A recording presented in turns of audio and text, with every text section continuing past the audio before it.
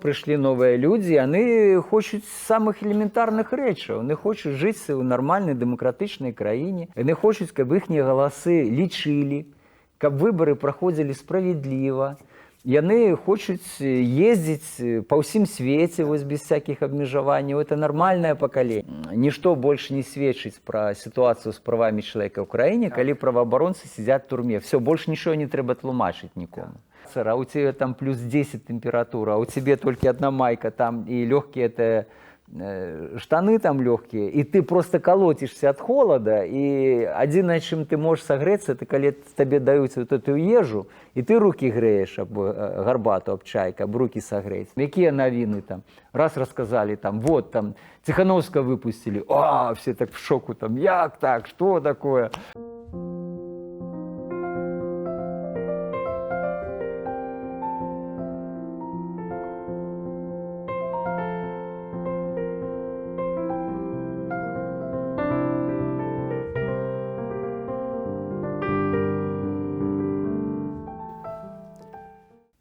Nazywam się Jan Malicki, mam zaszczyt być dyrektorem Studium Europy Wschodniej Uniwersytetu Warszawskiego.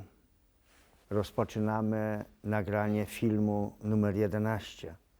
Poprzednich 10 filmów było związanych z jubileuszem 35-lecia Studium Europy Wschodniej. Nowa dziesiątka rozpoczyna nowe filmy i nowe będą cele tej serii.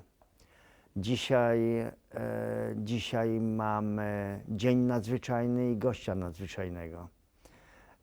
O dniu nadzwyczajnym jeszcze powiem, zacznę wpierw o gościu. Naszym gościem, bohaterem tego 11 filmu jest Aleś Białacki. Dzień dobry, panie Janie. Dyrektor Centrum Obrony Praw Człowieka w Jasna, słynnej instytucji białoruskiej.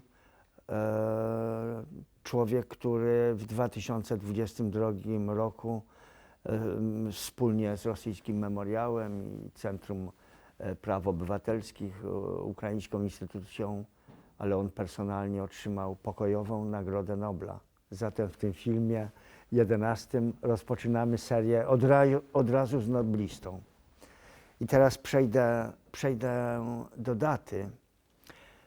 Mianowicie, zwykle tego się nie mówi, zdradzę, nagrywamy ten film 4 maja 2026 roku. Dlaczego jest to ważne?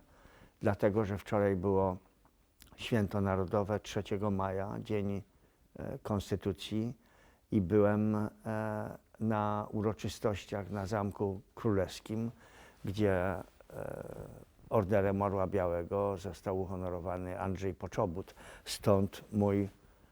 Stąd jedna z dwóch przyczyn, dla której jestem tak oficjalnie ubrany, bo byłem tak wczoraj na tej uroczystości na Zamku Królewskim. No a druga przyczyna, żeby uszanować naszego gościa. No bo zasada jest taka, noblista może wystąpić jak zechce, skoro jest noblistą, a ja nie mogę wystąpić jak zechcę, muszę występować oficjalnie. Zatem serdecznie dziękuję za to, że Pan zgodził się na to nagranie, podobnie jak na spotkanie z naszymi studentami na Uniwersytecie Warszawskim. No i rzeczywiście zacznijmy może od Andrzeja Poczobuta. Przecież z pewnością znacie się. Tak, tak. Już znamy się 20 lat chyba. Ja byłem pierwszy raz na jego sądzie w Grodno, kiedy był chyba 15 lat temu. I on siedział wtedy w więzieniu gdzieś około pół roku do sądu. I my spotykali się tam przed sądem i byli podczas sądu tam. Na zasadzie wsparcia po prostu. Tak. Przyjeżdżali z Mińska i z innych miast Białorusi w Grodno, żeby wspierać jego i pomóc mu w tej ciężkiej sytuacji.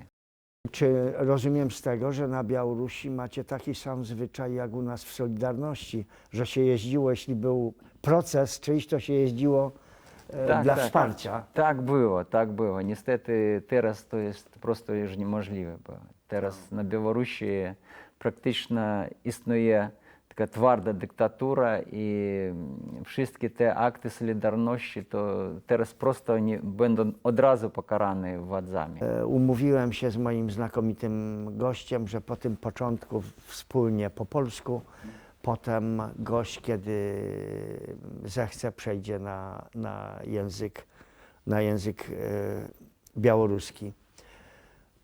Ilu jest jeszcze więźniów politycznych na Białorusi w tej chwili? Około 1000 osób. Około Ciągle 1000 uwięzionych? osób. Tak. Tych w aresztach, czy tych już po wyrokach? I w aresztach, i po wyrokach też, tak. I tych. Niestety represje nie są spełnione i cały czas, co dzień my mamy nowe, złe nowiny o tym, że nowe ludzie trafiają do więzienia na Białorusi. Czy te represje wynikają z jakichś nowych śledztw, czy to są ciągle nawet wyniki 20 roku? Czy ciągle szukają dawnych swoich wrogów, czy obecnie każdego, kto odważy się coś zrobić, to go atakują? Po różnemu. Mamy różne przypadki i już będę mówił po białorusku, tak będzie trochę Dobrze. lepiej dla mnie, prościej dla mnie. To маем вельмі разныя выпадкі гэтых арыштаў і тых людзей, якія актыўнічалі ў 20-21 годзе, і тых, якія зараз актыўнічаюць, выступаюць, напрыклад, супраць вайны Украіны і Расіі. Маем зараз 200 палітычных вязняў, якія сядзяць за то, што яны выступалі супраць вайны Украіны і Расіі. Пісалі в інтэрнэце, дапамагалі нейкім чынам украінцам у гэтай сітуацыі, і ўлады гэта расцэньваюць як злачынства, і за гэтыя 5 гадоў быў прыняты шэраг новых законаў, новых устаў, карных устаў, якія фактычна спыняюць усялякую грамадскую дзейнасць, усялякую актыўнасць у Беларусі. І таму гэта могуць быць і за данаты, гэта можа быць за лайк в інтэрнэце, гэта можа быць за то, што кола людзей в чаце дзесьці перапісваецца, абмяркоўваюць сітуацыю, напрыклад, палітычную сітуацыю, грамадскую сітуацыю ў Беларусі. Вельмі розныя выпадкі, і мэта ўладаў проста спыніць усялякую грамадскую актыўнасць у Беларусі. Гэтыя рэпрэсіі, на жаль, яны працягваюцца. A czy to prawda, że nadal KGB analizuje nagrania filmowe z demonstracji 20 roku, i kolejno są przesłuchiwani ludzie, nawet po 5 latach? Ну, ўжо яны зрабілі гэту працу. Яны вылічылі там некалькі тысяч чалавек. Частка з іх паспела з'ехаць за мяжу, а тых, хто застаўся ў Беларусі, іх пастаянна вышуквалі. Вось да канца 24-го года было гэты пераслед за тыя акцыі, якія былі ў 21 годзе.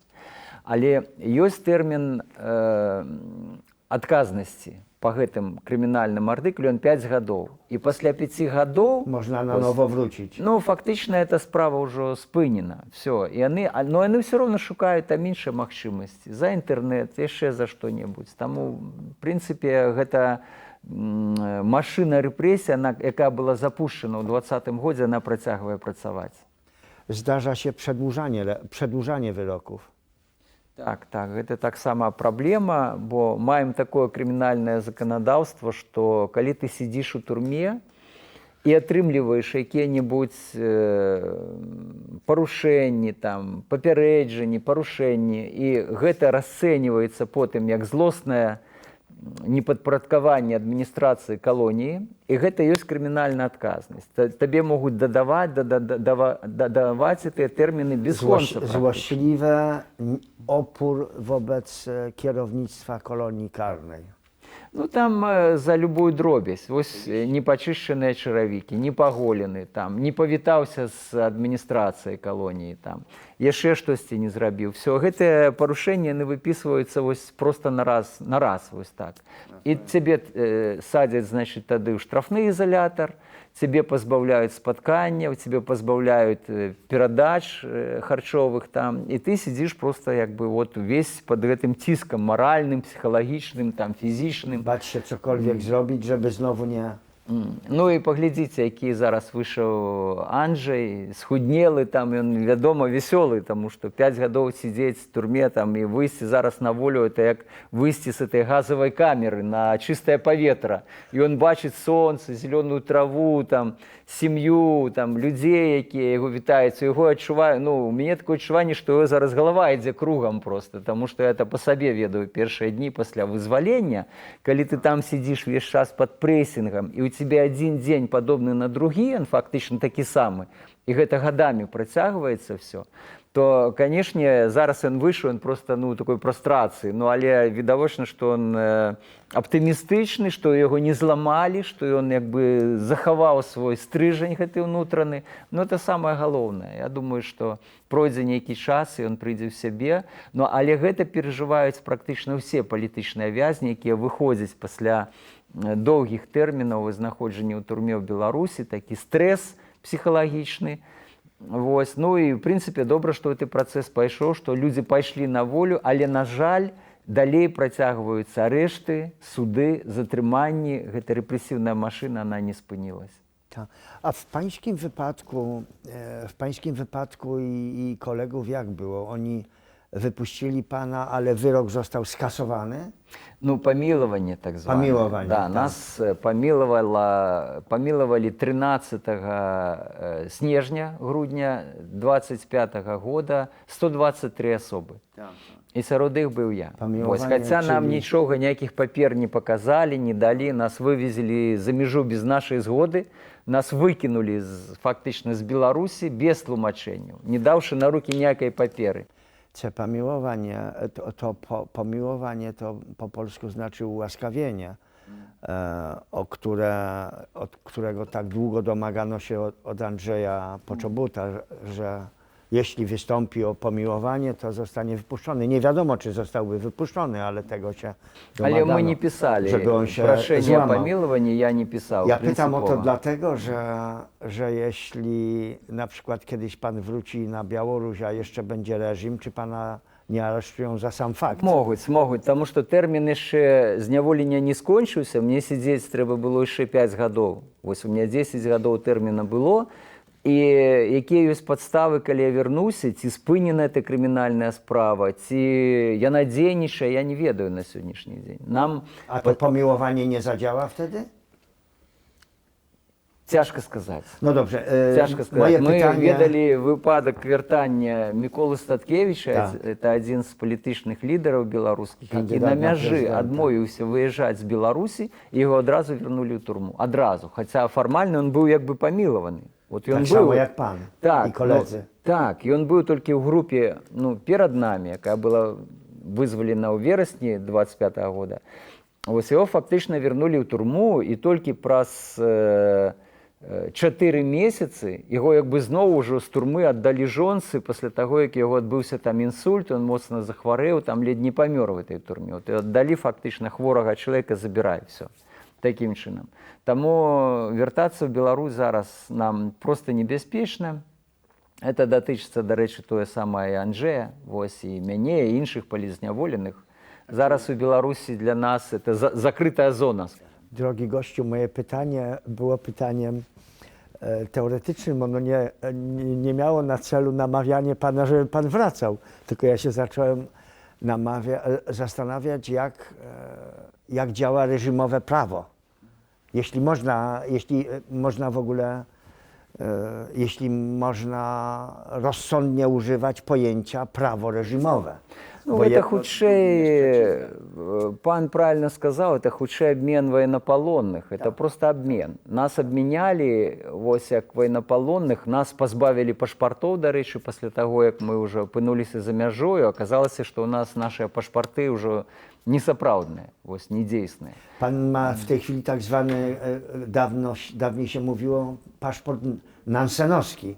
Так, я папрасіў палітычны прытулак Нарвегіі, там жыла моя жонка апошнія гады. Вось, пасля таго, як яна была на ўручэнні Нобелеўскай прэміі ў 22-м годзе, яна не вярнулася ў Беларусь. Гэта было небяспечна. Вось, і таму я прыехаў да яе, атрымаў там таксама палітычны прытулак, ну і ўжо з гэтым пашпартам магу ездзіць вось і ў Польшу, там в іншыя краіны. Jak wiosna? Czy wiosna może cokolwiek robić? Ну, у нас быў складаны перыяд у тыя 5 гадоў. За гэты час 8 члонкаў весны былі ў турме, адсидзелі свае тэрміны. Зараз адзін чалавек працягвае яшчэ сядзець у турме. Вось, і гэта быў складаны перыяд, і большасць нашых чальцоў выехала з Беларусі, і мы працягнулі сваю працу. Хтосьці ў турме працягнуў, так як мы. Мы, тым не менш, праваабаронцы, як это не дзіўна гучыць, мы там працягвалі сваю праваабарончую працу, хаця б тым, што мы сидзелі ў турме. Для праваабаронцаў это часта так, бо нішто больш не сведчыць пра сітуацыю з правамі чалавека ў краіне, калі праваабаронцы сядзяць у турме. Все, больш нічого не трэба тлумачыць нікому. Вот это была наша місія, мы просто мусілі трымаць гэты удар персанальна. Я, мае калегі, якія сидзелі ў турме. Але наши сябры, калегі выехалі ў Літву, ў Вільню, выехалі ў Варшаву і працягнулі сваю працу. Таму зараз пасля вызвалення я далучыўся да каманды «Весны». Вось, і мы толькі што адзначылі 30-е ўгодкі нашай арганізацыі. 30 гадоў мы працуем ужо як праваабарончая арганізацыя. Gratulacje i І podziękowanie. мы далей працягваем сваю працу на добрым узроўні. Прыйшло шмат моладзі, тыя, хто былі валанцёры ў 20-м, 21-м годзе, яны зараз працуюць у весне актыўна. Вось, таму тыя праблемы, якія мы ставілі калісьці, калі мы ўтваралі весну, а мы хацелі, каб весна дапамагла дэмакратычным пераўтварэнням Беларусі, каб Беларусь стала дэмакратычнай дзяржавай, незалежнай дзяржавай, еўрапейскай дзяржавай, яны фактычна не вырашаны. Таму наша мэта, місія наша, она застаецца. Мы далей працягваем сваю працу. Валентин Стефанович w Warszawie. Ён у Варшаве, Валентин Стефанович, намеснік старшыні, мой намеснік. Яго вызвалілі 1,5 месяцы толькі, як з турмы. Вось ён, сям'я яго жыла Przez Litwę, prawda? Ён, так, ягоная група была выкінута праз Літву, ну адразу ж ён, літаральна праз дзень, ён паехаў у Варшаву, вось, дзякуючы тым, што як бы было пагадненне паміж міністэрствамі замежных спраў Польшы і Літвы, гэта было дазволена, зараз ён тут чакае легалізацыі. Ну і з сям'ёй вось прыходзіць у сябе, вось пачаў даваць інтэрв'ю ўжо. І я вельмі задаволены, што мае калегі, якія прайшлі, вось мае сябры, гэты цяжкі перыяд жыцця, яны не расчараваліся ў тым, чым яны займаліся. Вось і Валентин таксама будзе працягваць праваабарончую працу. Tak, to piękne. To bardzo ważne, ale rzeczywiście sytuacja jest taka, że minęło tyle lat, a jak pan słusznie mówi, główne cele pozostają te same. Так, тым больш, што агульная сітуацыя ў свеце, міжнародная сітуацыя, она не стала лепшай. За гэтыя 5 гадоў она стала, можна сказаць, яшчэ горшай. Калі мы сидзелі ў турме, пачалася вайна паміж Расіяй і Украінай. Расія напала на Украіну, это адразу нашыя праблемы адсунула кудысьці на задні план, таму што тут рэальна адбываецца вайна, тысячы людзей гінуць, дзесяткі тысяч людзей там вымушаныя выехаць са сваіх краін, мільёны фактычна пакінулі ўкраіну, таму што ідуць пастаянныя абстрэлы, бамбёжкі, людзі гінуць, мірнае насельніцтва. Там ідзе рэальная вайна. І зразумела, што весь гэты вось клубок праблем, які зараз ёсць ва ўсходняй Еўропе, это дасталося нам спадчыну вось ад этого Савецкага Саюза, які ў нас быў, так сказаць, ад этой імперіі, вось, якая была 70 гадоў і якая пакідае вось такія ракавыя метастазы, вось гэты рак, які працягвае атакаваць нашыя народы, нашыя краіны. Вось. І ситуация непростая, она непростая ў свеце, я таксама сказаў, таму што подвергается атакам міжнароднае права, вось, весь час узнікаюць новыя канфлікты, новыя войны, вось, і міжнародная супольнасць, канешне, звяртае, ну, ўжо ўвагі Беларусі не надаецца столькі, колькі было там пасля 20-го года, вось, но у нас, у нашай краіне, эта ситуация не змянілася да лепшага. І тыя інтэнцыі агрэсіі, скажем, вось, і імперскія амбіцыі Пуціна, Расіі, яны застаюцца. Это зараз ёсць асноўная пагроза для еўрапейскай цывілізацыі. Вось, это трэба разумець, і мы апынуліся ў новай сітуацыі. Мы сидзелі ў турме, там, замкнутыя інфармацыйным коле, нічого не ведалі, што адбываецца на волі. І за гэты час, за гэтыя 4 месяцы, пакуль я на волі, я кожны дзень даведаюся штосьці новае, я разумею, што праблемы з правамі чалавека, праблемы з дэмакратыяй, это ёсць не толькі праблемы Беларусі, беларускага народу, это ёсць праблемы, па-першае, нашых суседзяў, тым ліку таксама і Польшы, вось, таму што Беларусь з'яўляецца пастаяннай пагрозай зараз для ўсіх сваіх суседзяў. Як аўтарытарная дзяржава, якая праводзіць пастаянныя правакацыі, вось, якая з'яўляецца фактычна кантралюецца вось, кремлёўскім рэжымам, вось, і з'яўляецца такой тэрыторыяй для арганізацыі гэтых правакацый в адносінах да сваіх суседзяў. Ну і плюс мінулым годзе было введзена ядзерная зброя на тэрыторыю Беларусі, і Беларусь стала пагрозай для ўсёй Еўропы, для ўсяго еўрапейскага кантынента зараз. Вось, это, канешне, вельмі сумна і вельмі складана ўсё, но тым не менш нам трэба працягваць сваю працу тым людзям, якія хочуць жыць нармальна, мірна, у дэмакратычных краінах, в агульнай еўрапейскай супольнасці. Вось, калі мы жывем, і мы не думаем, што мы селі там на цягнік, на самалёт, і праз 2 гадзіны ўжо на краю Еўропы, дзе ты хочаш. Там. Хочаш Партугаліі, хочаш в Ірландыі, хочаш в Ісландыі. Там. І ты не думаеш, што у цябе ёсць межы, што ў цябе там трэба шукаць нейкія дазволы на тое, каб пераехаць. Вот, это ёсць агульны зараз кантынент. Так. І палякі карыстаюць з гэтага.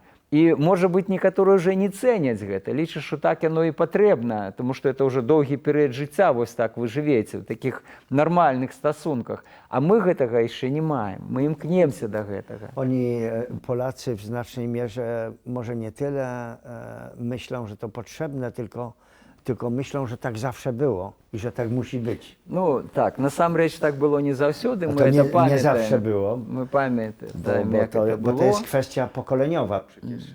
Так, і такія самыя праблемы ёсць у іншых еўрапейскіх краінах.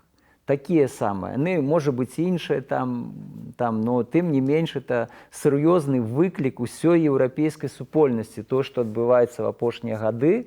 І вось гэтыя атакі на Еўрапейскі Саюз, на міжнароднае права, яны патрабуюць, канешне, салідарнасці.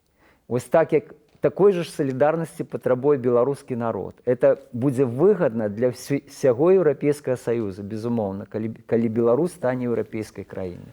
Czy pan sądzi, że sprawa białoruska może przegrać na tej wielkiej platformie załatwiania spraw po wojnie, po agresji Rosji? Nie, ja думаю, что nie. Na pewno Białoruś przestała mieć tę rolę, jaką miała z chwilą, kiedy wybuchła wojna. Tak, Potem jeszcze wojna w Zatoce Perskiej. Так, але рэгіён Украіна, Беларусь, Малдова фактычна зараз это адзіны ўсходнееўрапейскі рэгіён. І вся Еўропа зацікаўленая, каб гэтыя краіны сталі нармальнымі еўрапейскімі краінамі. Для нас жыццёва важна, каб Украіна стала еўрапейскай дэмакратычнай краінай, каб яна ўвайшла ў Еўрапейскі Саюз. Вось тады Беларусі проста не будзе куды дзівацца. Мы з усіх бакоў будзем аколеныя вось еўрапейскімі краінамі, еўрапейскім звязам. І хочуць таго ўлады, не хочуць таго рэжым, але вось гэты ўплыў еўрапейскага звяза, еўрапейскіх каштоўнасцяў, урэшце то, што людзі бачаць на свае вочы, калі яны выязджаюць за мяжу і ездзяць і глядзяць. Вось это самае галоўнае, то, што дае вельмі добрыя перспектывы для нармальных дэмакратычных зменаў у Беларусі. Ну, калі яны адбудуцца, правда, это ніхто не ведае. Ale do tego są potrzebne 3 czynniki. Czynnik pierwszy, przekonanie Unii Europejskiej, że Białoruś ma wejść do Unii Europejskiej, a takiego przekonania teraz nie ma jeszcze. To jest czynnik pierwszy. Czynnik drugi, upadek reżimu Łukaszenki. I czynnik trzeci, kolejna aktywność społeczna społeczeństwa białoruskiego. A po tych strasznych ciosach 20 roku wszystkie badania i wszystkie oceny pokazują, że społeczeństwo białoruskie jest przytłumione. Так, так. Ну, так як пан слушна сказаў, так як было ў 80-е годы, ідзе зацятая барацьба зараз паміж грамадзянскай супольнасці ўладамі. І гэта барацьба працягваецца. Сотні тысяч беларусаў выехалі за мяжу за апошнія 5 гадоў. Вялікая дыаспара беларуская ў Польшчы, багата беларусаў у Літве, ў іншых еўрапейскіх краінах. Каля мільёна чалавек зараз беларусаў знаходзіцца за межамі Беларусі ў еўрапейскім звязе. Хтосьці ўжо атрымаў грамадзянства, пашпарты, хтосьці від на жыхарства, хтосьці яшчэ чакае гэтага віда на жыхарства, там розныя сітуацыі ў людзей. Але насамрэч все не так як бы пагана. Па-першае, не трэба забывацца. Ось учора было 3 мая, што гэтае 3 мая, згадваю, яго святкавалі пасля таго, як была прынятая эта канстытуцыя. Вось я чытаў сам, значыць, это ўспаміны, як шляхта ў Хойніках. Хойніцкі, это ад Чарнобыля 50 кіламетраў там, вось. Это самы край ўсход Беларусі, вось. Она святкавала гэта свята, там салют пускалі з нагоды прыняцця Канстытуцыі. І паставілі, помнік паставілі, там такі слуп паставілі для Канстытуцыі. Вось. І гэта было. І гэтымі слупамі эта Канстытуцыя, яна пазначала еўрапейскія межы Рэчы Паспалітай. Вось. І нам не трэба пра гэта забываць. То, што і Вітыбшчына, і Магілёўшчына, і Гомельшчына, я ўжо не кажу пра Гарадзеншчыну, Меншчыну, это ёсць еўрапейская прастора, так было 200 гадоў таму, так яно ёсць і зараз. Хочам, можа быць, камусьці гэта не хочацца беларускім уладам, там і посткамуністычным уладам, скажем так, кгбістскім уладам Расіі, но так яно было. І давайце вось пра гэта не забываць. Таму што будучыня Беларусі, она як бы была ў Еўропе, она і будзе ў Еўропе. Вось я ў гэтым цвёрда перакананы. Вось. Ну, конечно, тут мы разлічваем на моцную дапамогу еўрапейскага звяза і сваіх суседзяў, Польшы ў тым ліку, вось, таму што это ёсць інтарэс не толькі беларусаў, тым, каб Беларусь была дэмакратычная краіна. Я думаю, таксама ніхто з палякаў не хоча, каб расійскія танкі стаялі вось у Гродна там ці ў Брэсце. Вось. Пакуль што зараз гэтага няма, ну, значыць, трэба дабівацца, каб гэтага і не было там на будучае. Вось. Это першае. Ну і па-другае, то, што грамадства моцна памянялася ў Беларусі. Зараз грамадства не тое, якое оно было там 30 гадоў таму, калі Лукашенко прыйшоў да ўлады. 2020 rok pokazał, Tak. że to jest zupełnie inne społeczeństwo. On do 20 roku, on moim zdaniem doskonale rozumiał obywateli Białorusi.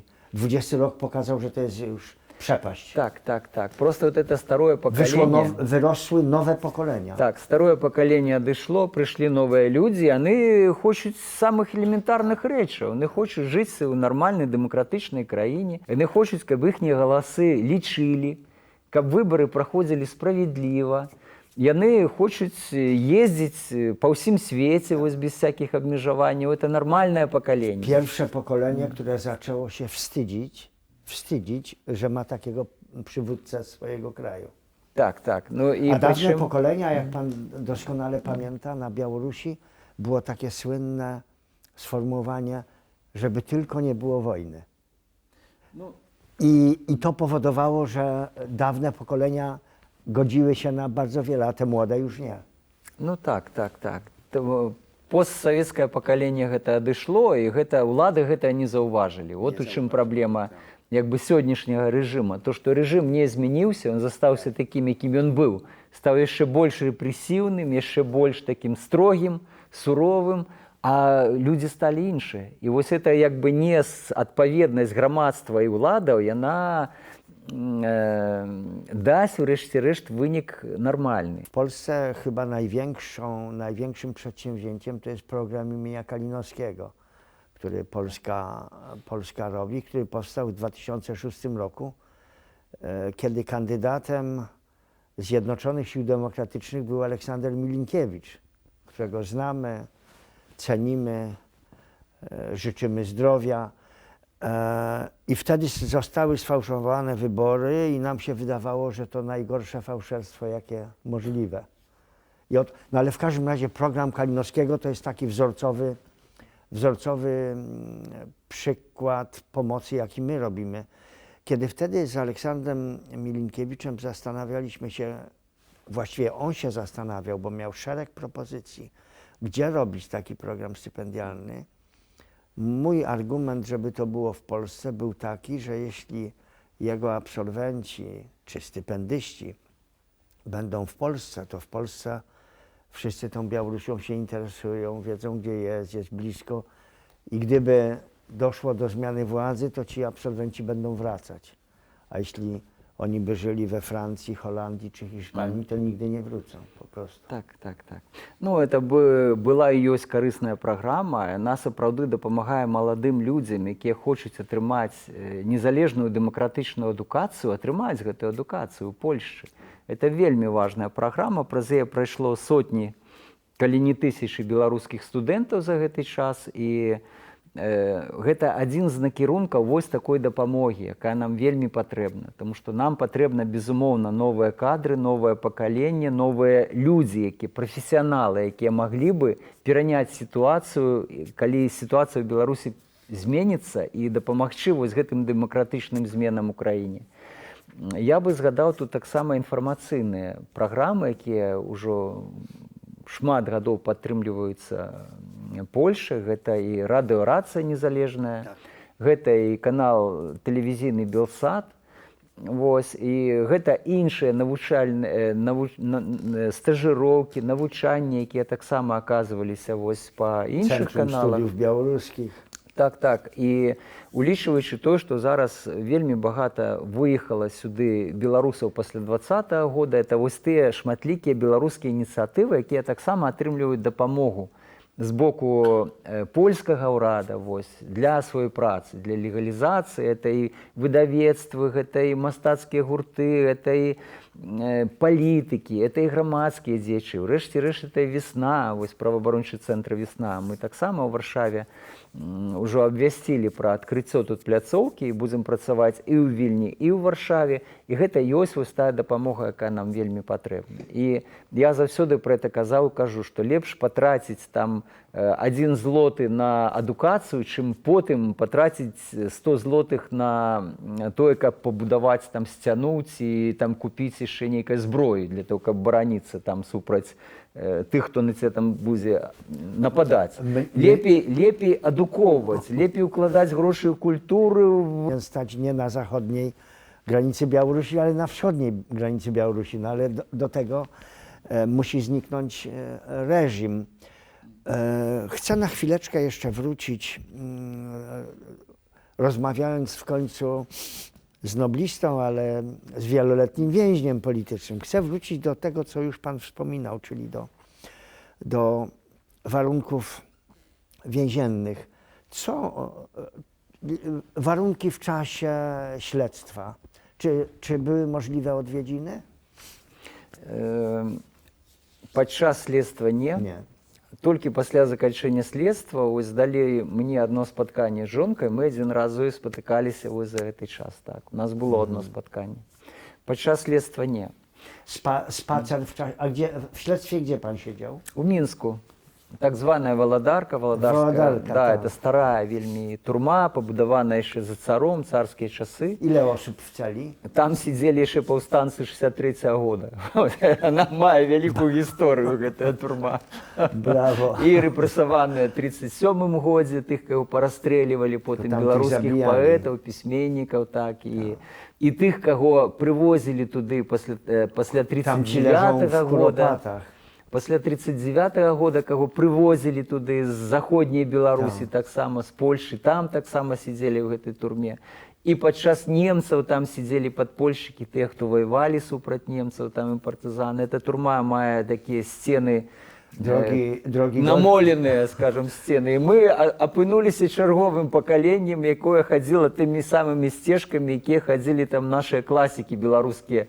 Якуб Колас там і Вінцук Дунін Марцінкевіч. Вось это пісьменнікі, вядомыя, беларускія, якія сидзелі ў турмах яшчэ ў 19 стагоддзі, там на пачатку 20 стагоддзя за царом. Вось. І прасидзелі мы там амаль 2 гады, да суда, падчас суда, потым, калі была апеляцыя. Można dostawać wypiskę od rodziny, tak zwaną? Ну, адразу, я сказаў бы яшчэ пра Валадарку, якія там былі праблемы, што адразу пасля таго, як пачалася вайна Расіі з Украінай, спынілася фактычна ліставанне. Всё, вся інфармацыя спынілася. Все, што мы маглі ведаць, это толькі з навінаў па расійскай і па беларускай тэлевізіі. Ось, іншае мы нічого не ведалі, ні газетаў незалежных, ні лістоў там ад сваякоў, нічога. Это нічого не даходзіла. Все. Мы фактычна апынуліся ў якасці закладнікаў, все адразу. Нас перавялі ў гэты стан закладнікаў, сама Беларусь, она хоць і не было абвешчана вайсковае становішча, але апынулася ў стане такого вайсковага становішча. Вот это інфармацыйная ізаляцыя, это была адным з асноўных выпрабаванняў. Вось, таму што я сидзеў там у цэлі, дзе было 2 чалавекі больш года, напрыклад. Так, вот я і яшчэ адзін там чалавек. Ніякіх контактаў з суседнімі камерамі, нічога. Вось толькі тэлевізор, мы, ну і следчы, які выклікаў там. Nie pukaliście w ścianę?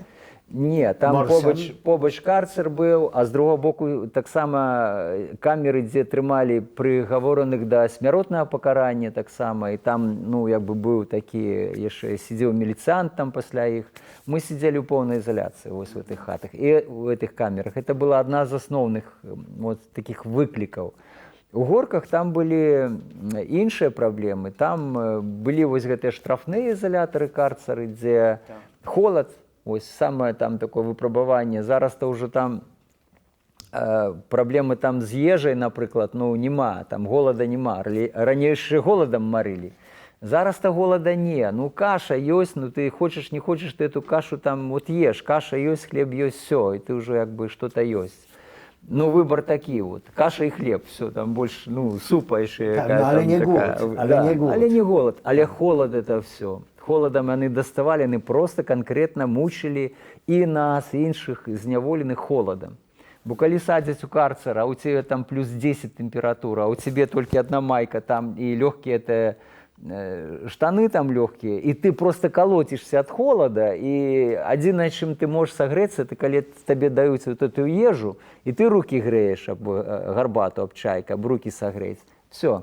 І сидиш там 10 суток, 20 суток, сидиш там, ну, столькі, колькі яны захочуць, адміністрацыя. Ile razy karcer miał pan? Ну, я сидзеў каля 2 месяцаў усяго, што, в прынцыпе, небагата. Это немного. Іншыя там сидзелі значна больш, вось, ну, мяне все ж таки пасля таго, як я атрымаў Нобелевскую прэмію, відавочна, што зверху з Менска быў асобны загад, як яго трымаць, на якіх умовах. Меня пастаянна каралі, але што тычыцца карцера, ну, атрымалася вот разам, это прыкладна 2 месяцы, все. Вот, за 2 гады, што, в прынцыпе, не багата. Но было, правда, яшчэ такое памяшканне крытага тыпа. Это калі цябе трымаюць в ізаляцыі, там же ж калоніі, ты сидзіш в камеры.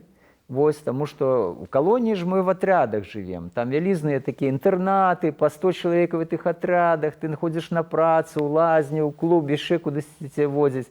Ты контактуеш з іншымі зняволенымі, з палітычнымі в першую чаргу, там ціхенька, каб ніхто не бачыў. Но это цяжка, таму што паўсюль камеры.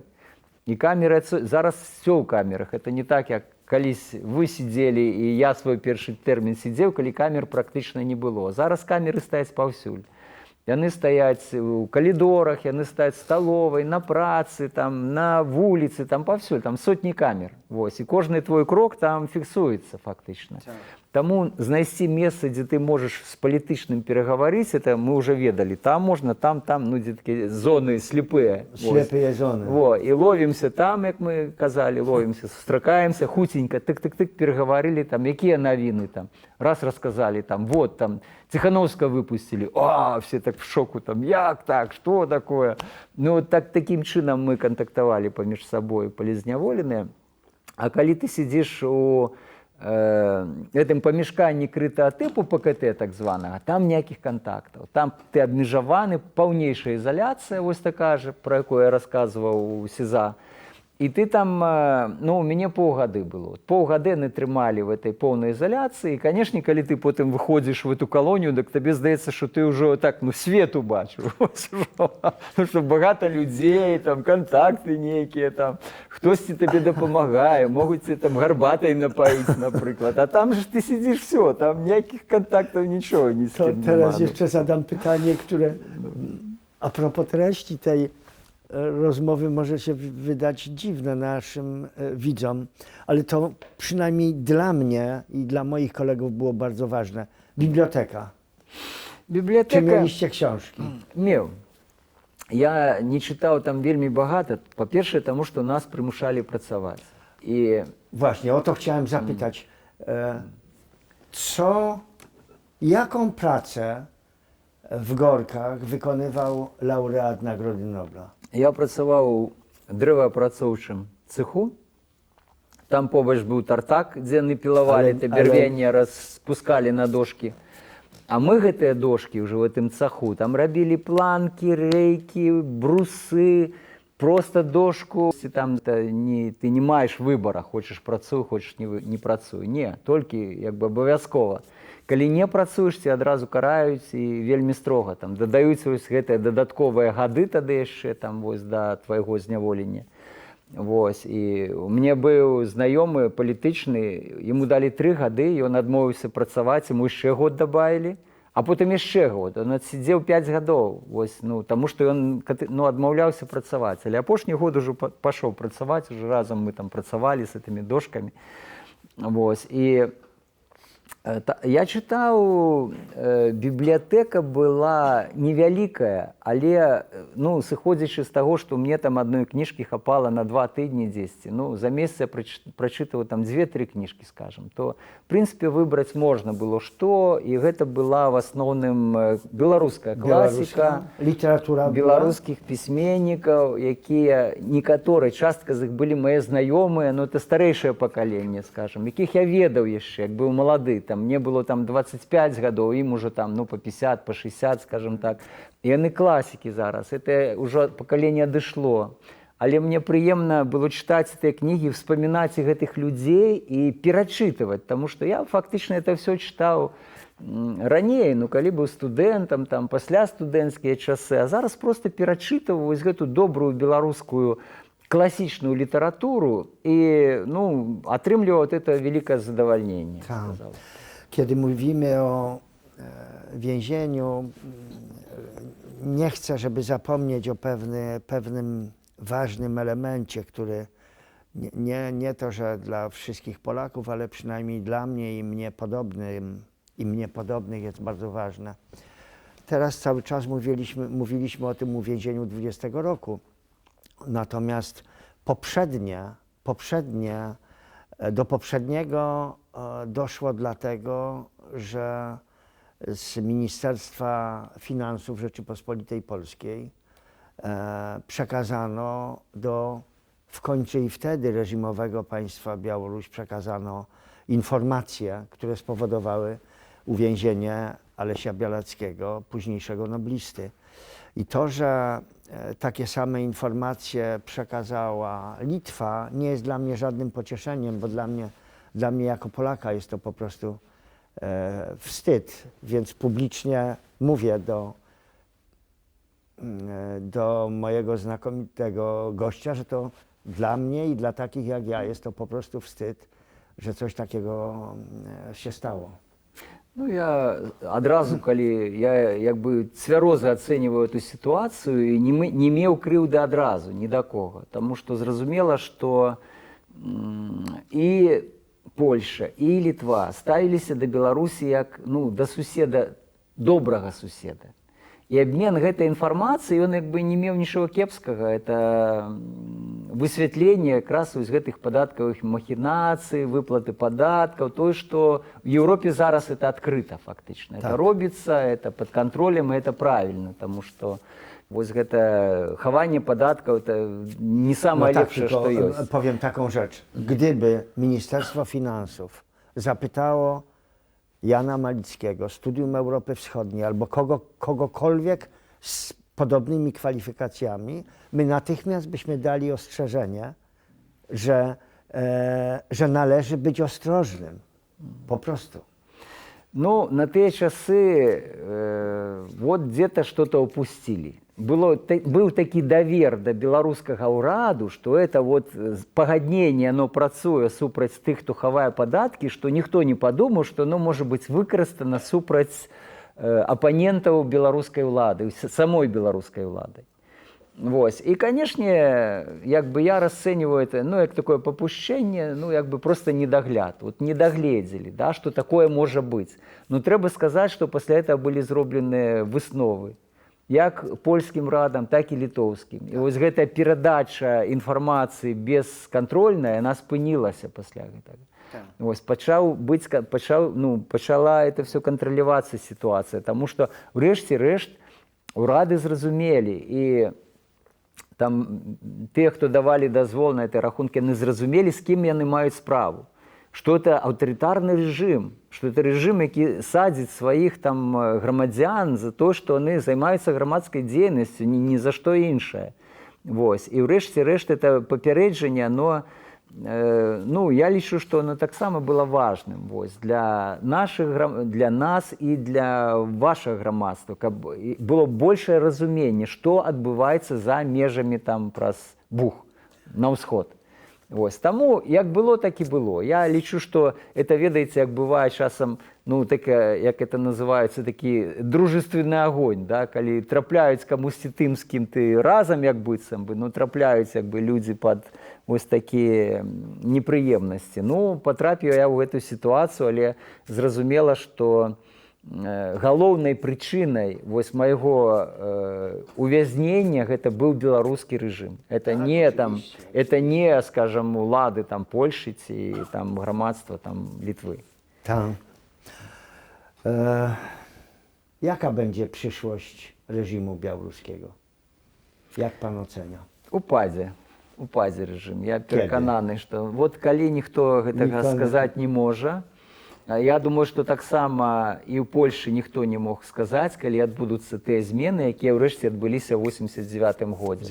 От калі б у кагосьці спыталі там 85-й, 86-й год, а калі там адбудуцца гэтыя змены? Jeszcze gorzej, w 1988 roku strajk był w Gdańsku, w Stoczni Gdańskiej i ten strajk przegrał. Ja pamiętam doskonale, jak wychodzili ci strajkujący zgnębieni, przyciśnięci i oto za rok już nie było rządu komunistycznego. Tak, zgadzam się. To może pójść nagle, tyle że w Polsce, proszę pamiętać, były rozmowy między władzą a opozycją, władzą komunistyczną a opozycją i pośrednikiem był Kościół. A na Białorusi nie ma rozmów między władzą a opozycją, bo opozycja jest za granicą lub w więzieniu i nie ma kościoła, który mógłby być, takiego kościoła, który mógłby być пасярэднікам. Пасярэднікам, у прынцыпе, гэта тое, пра што і гаворыць беларуская апазіцыя, што патрэбная нармальная размова з уладамі. Улады не гатовыя да гэтай размовы зараз, і пакуль што я думаю, што не трэба спадзявацца, што гэтыя змены адбудуцца заўтра ці паслязаўтра. Все ж такі ў нас яшчэ чакае пэўны працэс, пэўны этап. Вось колькі ён зойме часу, там 5 гадоў, 7 гадоў. Czy trzeba nowego wybuchu, który przestraszy władzę, żeby władza zrozumiała, że trzeba z wami rozmawiać? Я думаю, што в акно магчымасцяў можа быць рознае. Назовем это в акно магчымасцяў. Оно можа быць звязана як і са зменай, скажем, там кіраўніцтва ў Беларусі ці ў Расію той же самы, тому што на сённяшні дзень Беларусь залежыць ад Расіі там на 100%. Это каланіяльная фактычна краіна, якая з'яўляецца калоніяй Расіі. Ось, ці можа быць змена эканамічнай сітуацыі, вось крызіс эканамічны, ці яшчэ што-небудзь. Тут могуць быць розныя прычыны, але хутчэй за ўсё, што, канешне, крызіс палітычны, эканамічны крызіс – это тая падстава, якая давядзе да змены ўлады. Ale teraz sytuacja ekonomiczna się poprawi. Не, зараз яна пагаршаецца, і чаму і Лукашенко пачаў ты абмены палізняволеных на адмену санкцый, таму што санкцыі пачалі працаваць. Яны реально пачалі працаваць, яны не No, ale даюць... teraz amerykańskie pozwolenie na nawozy potasowe na przykład i na parę innych towarów pozwoli zdobywać trochę pieniędzy. Гэта палка в двух канцах. Это як ты гандлюешься з тэрарыстамі, ты там, ну, яны ставяць умовы пэўныя, так, от, дайце нам гэта, мы тады вам там что-то аддамо, вось аддамо закладнікаў палітычных. Ну, это адбываецца, так, і... Но я думаю, што пазіцыя Еўрапейскага звяза і Польши тут павінна быць вельмі асцярожнай. Не трэба зараз спяшацца і думаць, што можна ўсё угаварыць рэжым, дамовіцца з Лукашенко. Не, это ніколі не будзе, з ім не дамовішся. Мы яго ведаем ужо больш за 30 гадоў. Это чалавек не дамаўляльны, ў прынцыпе. Вось. І тут трэба працягваць ясную, строгую палітыку ціску на беларускія ўлады і патрабаваць не толькі выпуска палітзняволеных, але спынення палітычных рэпрэсій раз, каб проста перасталі ўсіх сажаць і ўжываць гэтыя рэпрэсіўныя артыкулы. І другое, каб пачаліся структурныя змены в самой Беларусі. Бо калі гэтага не дабіцца, вось, то мы весь час будзем тады натыкацца на чарговыя рэпрэсіі, і это як бы нічым не скончыцца добра. A jaka będzie przyszłość politycznej emigracji białoruskiej? Tu pytam nie o te 700 000 w Polsce, bo tak się mniej więcej ocenia, ale pytam o struktury polityczne, o gabinet przejściowy na przykład i o kilka innych instytucji. Калі мы сидзелі ў турме, то мы нічого не ведалі пра палітычныя стасункі, хто, чым, як, дзе займаецца, у якой сітуацыі знаходіцца тая ж Светлана пасля таго, як яна выехала там у Вільню. І праз 4,5 гады, калі я убачыў, як это все працуе, то, ў прынцыпе, я сказаў бы, што зараз у нас унікальная сітуацыя склалася, такой, якой у нас не было ніколі. Ніколі. Тому што мы маем пэўную палітычныя структуры, мы маем прызнанага лідара палітычнага, якого прызнаюць як бы розныя краіны і значная частка беларускага грамадства, і за якое рэальна галасавалі мільёны беларусаў. У нас не было такога чалавека, за якога галасавалі бы мільёны беларусаў, які бы прадстаўляў беларускі народ. А я гэта дакладна ведаю, таму што, седзячы ў турме, размаўляў там са старымі людзьмі, з людзьмі з вельмі такіх вёсак нейкіх далёкіх, е казалі, што так, мы галасавалі за эту жанчыну, яны ўжо забылі, якія завуцца, але мы за эту жанчыну галасавалі. А я пытаюся, а чого за Лукашенко не галасавалі? Да колькі можна 30 гадоў уже, нам уже все, ну уже надакучы уже, новага трэба нам чалавека якой-нибудь, разумееце? І гэта відавочна. I to i młodzi, i starzy. Старэйшыя там дзяды, маладыя-то яны ведаюць, вось, і там маладыя хлопцы, яны такія там, ну, бандыты, яны галасаваць не ходзяць, а старэйшыя, якія трапляюць па бытавыя там нейкія злачынствы, яшчэ штосьці там, то вот яны гэта гаварылі. І гэта, канешне, ўражвае, таму што, ну, рэальна мы, і за гэтыя 5 гадоў она не знікла. Яна стала большым палітыкам, яна як бы стала больш вопытным палітыкам, і тое, што яна гаворыць зараз, это сапраўды важныя рэчы. Вось. І тое, што мы маем таксама і коордынацыйную раду, як прадстаўніцтва палітычных партый, там і палітычных арганізацый. Parlamentu. Так, і тое, што мы маем пераходны кабінет, як такой прататып, скажем так, выканаўчай улады. Гэта палітычны складальнік вось этой беларускай эміграцыі і тое, што рэальна можа праводзіць перамовы, маючы пэўную легітымнасць з беларускімі ўладамі на будучыні. Бо хто будзе праводзіць гэтыя перамовы? Ну хто?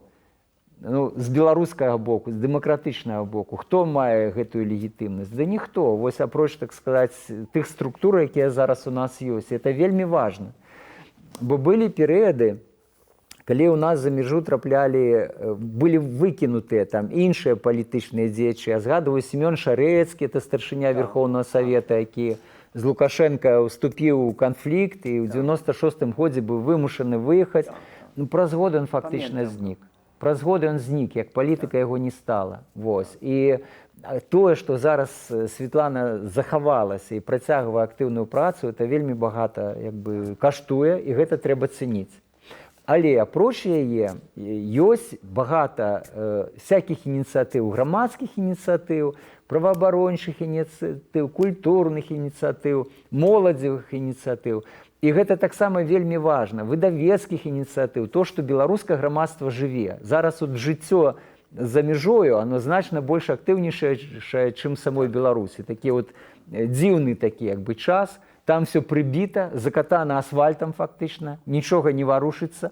А тут людзі маюць магчымасць тварыць, пісаць, гаварыць, рабіць то, што яны хочуць. І гэта праца, она, канешне, уплывае на саму Беларусь.